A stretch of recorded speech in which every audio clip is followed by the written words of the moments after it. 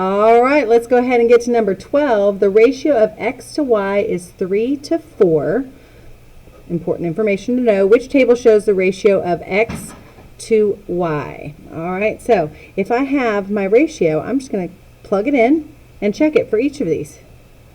So let me just go ahead and write it down here.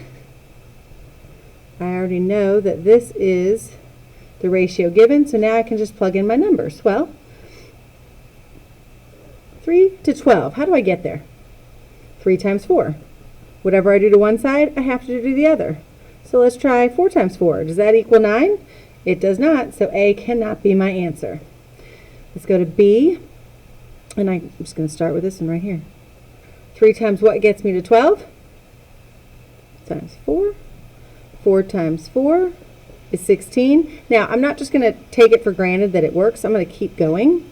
So, 3 times 3 times what gets me to 10? Is there anything easy that I can do? No. How about 4 to 14? No, but let's do 4 to 12. 4 times what gets you to 12? 4 times 3. So let's do 3 times 3. And no, 8 is not my answer. This should be 9. So that is not going to work. Let's go to C. 3 times what gets me to 15? Times 5. 4 times 5 is 20. All right, well that worked, but see over here, this worked, so I have to keep going. 4 times what gets me to 16?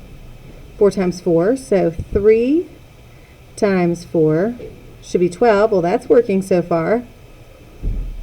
4 times 3 gets me to 12, and 3 times 3 gets me to 9. I think we have a winner. C is looking good so far. 3 times 3 is 9. 4 times 3 is not 18, so that does not work. Number 13, the average car on the highway can go 350 miles in 7 hours. At this rate, how long would it take the average car to drive 1,000 miles? All right, so I have some important information. I'm going to write my 350 miles and set up my proportion over my 7 hours. That's what they've given me. And I know I need to get to 1,000 miles. So I'm going to put that right here. All right, well, can I go from 350 to 1,000 pretty easily? Yeah, let's do some simplifying. Let's do that. So 350 divided by 7, if I use my trusty calculator, I'm going to get 50 miles in 1 hour. Well, now I can use that 50 to help me to get to 1,000. And 50 times 20 gets me to 1,000. So what is 1 hour times 20? It's 20 hours. Okay, so remember, you're going to find that unit rate to help you with this problem. Look to see if you can simplify. All right, number 14. Cannon Grocery charges $6.80 for 10 sodas. Tay's Market charges $7.44 for 12 sodas. Which store has the best unit price on sodas, and by how much? So 2 things that we have to be able to answer here. And I have 2 stores. So I have Cannon Grocery right here, and then I also have Tay's Market. So let's go ahead and get our work done for Cannon. Do that over here. I'm taking my total of $6.80 and dividing it by the number of sodas, which is going to give me a unit rate. Always need those unit rates of $0.68. All right, so I'm taking my total, dividing it by the number of cans. Now I need to look at Tay's Market, and she charges $7.44 for 12 sodas. So again, I'm trying to find the cost of 1 can of soda. And when I divide $7.40 by 12, that's going to give me $0.62. So my question asks, which store had the best unit price? Well, which is a better price, 68 cents or 62 cents? Well, that would be Tay's Market. And then it asks by how much. So that's showing a difference. So I'm taking my $0.68 and I'm subtracting from it the 62 cents from Tay's store, and that is going to give me a change of 6 cents. So Tay's Market is cheaper by $0.06. All right, number 15. Move this out of the way a little bit. Mr. Shannon finds that for every hour he lifts weights, he burns 250 calories. Today he lifted weights for 4 hours. How many calories did Mr. Shannon burn today? All right. So for every hour, that sets up 250 calories per 1 hour. So let's set up our proportion. Today he lifted weights for 4 hours. All right, hours go with hours. So how am I getting from 1 to 4? That's times 4. So 250 times 4 gets me to 1,000 calories. Number 16.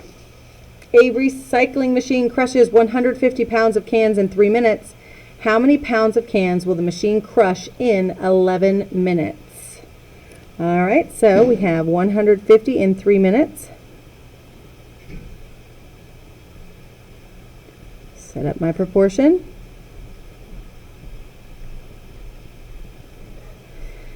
And then I still have my pounds and my minutes.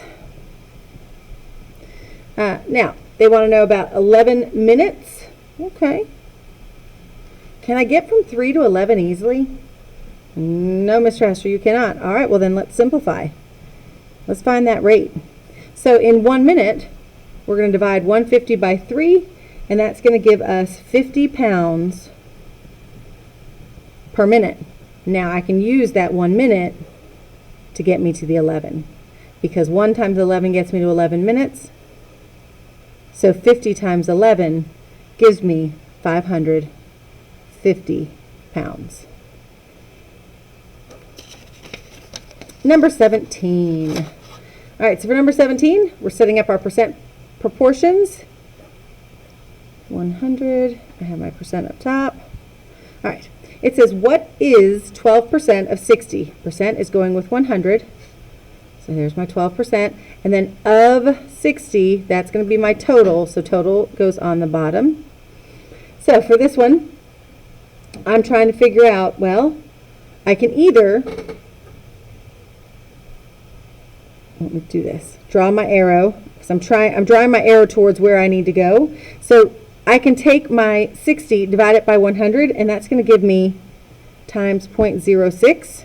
So here I'm going to multiply it by 0.6, and that's going to give me a total of 7.2, or with my class, when I'm going across and dividing by 100.